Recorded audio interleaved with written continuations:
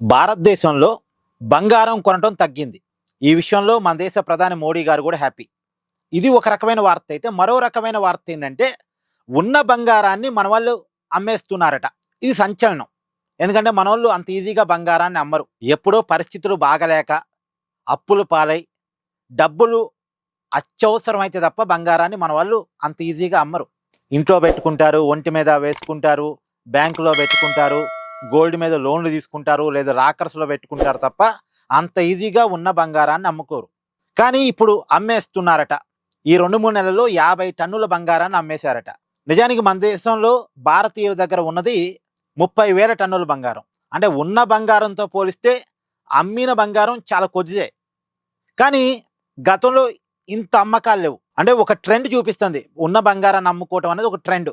ఎందుకు ఇలా చేస్తున్నారు అంటే, ఒకప్పుడు అవసరానికి బంగారం కొనుక్కునే వాళ్ళు కాబట్టి వాళ్ళు అమ్ముకునే వాళ్ళు కాదు.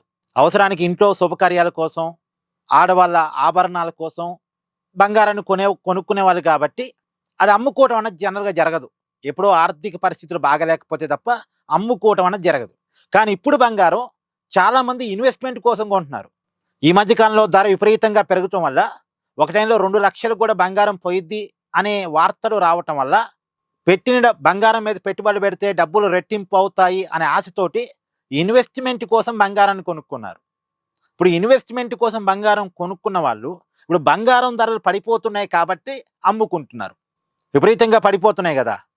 ఒక టాకు ₹1,00,000 కూడా బంగారం పడిపోయిద్ది, లేదు 1,10,000, 1,20,000 వరకు తులం బంగారం చేరిద్దని ఒక టాక్ నడుస్తుంది.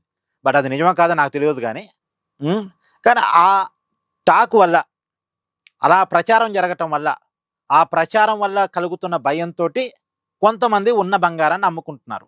ఇన్వెస్ట్మెంట్ కోసం బంగారం కొనుక్కున్న వాళ్ళు ఈ మధ్య పెరగటం వల్ల వాళ్ళు అమ్ముకుంటున్నారు. కాబట్టి బంగారపు అమ్మకాలు మనకు కనపడుతున్నాయి. కానీ ఇది కూడా ఒక మంచి విషయమే. నిజానికి మన దేశంలో బంగారం కనుక అమ్మేవాళ్ళు అమ్మి కొనేవాళ్ళు కొంటా ఉంటే ఉన్న బంగారమే రొటేట్ అవుతూ ఉంటుంది.